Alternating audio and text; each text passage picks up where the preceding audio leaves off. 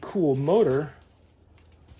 And let's start with this fantastic remote here. Look at that. Hopefully it's set up for beginners, but I will check the manual just in case, because I wouldn't want to start in acro mode or something. Let's see how many batteries you need in here. All right, so 4 batteries for this, which is fantastic. Some of the other remotes have 6 and sometimes 8.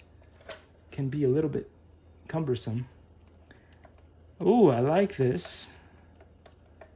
I like this a lot. Smooth. Not even close to as bad as the one that comes with the AeroScout Mini. This, I think I can definitely work with.